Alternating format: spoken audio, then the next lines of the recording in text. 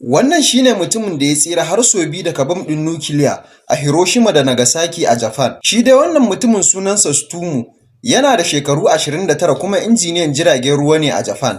A ranar da abin zai faru, ita ce ranarsa ta ƙarshe da yake aiki a wani gari daban, inda yake marmarin komawa gida gurin matarsa da ɗansa. Yana cikin tafiya zuwa gurin aiki, sai ya ga jirgin sojoji ya wuce a sama. Sai wani abu ya faɗo daga jirgin, sai haske mai tsananin ƙarfi ya cika sararin sama. Nan take Tsutomu ya faɗi ƙasa ya rufe kansa. Bayan haka sai wata babbar ƙara mai firgitarwa ta biyo baya.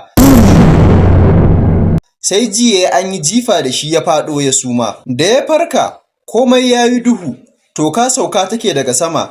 Ya ga wani babban gajimare yana tashi a dunkule. Ashe bam ɗin nukiliya ne na farko da ya tashi a Hiroshima. Fuskarsa da hannuwansa sun ƙone sosai. Da ya gaba ya tarar da wasu abokan aikinsa su biyu, su ma duk sun ji rauni. Sai suka shiga wata mafakar yaƙi, suka kwana. Washegari suka ji ana cewa jirgin ƙasa har yanzu yana aiki. Washegari sai suka tafi cikin birni, inda suka tadda komai ya lalace, gawawwaki a titi, gine-gine sun rushe.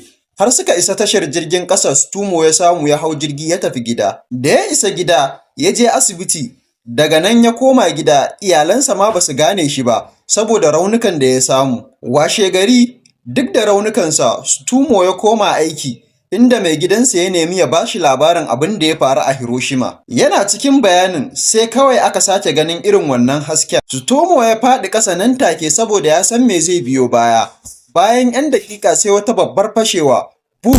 Bom na biyu a Nagasaki. Abin mamaki, Tsutomu bai sake samun wani mummunan rauni ba. Ya tsira karo na biyu, sai ya sauri ya tafi zuwa gidansa. Amma yana zuwa ya tarar da gidan a rushe, ya firgita sosai saboda matarsa da ɗansa.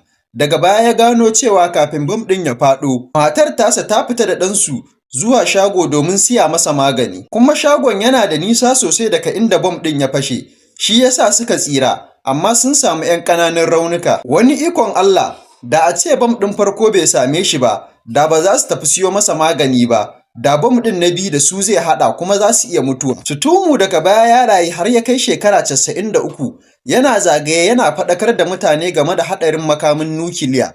Wannan shine hotonsa kafin ya wuce. Daga ƙarshe ya rasu sanadiyar cutar kansa, mai yiwuwa sakamakon waɗannan bama-baman biyu da ya tsira daga gare su ne. Kada ku manta ku danna like sannan ku yi follow.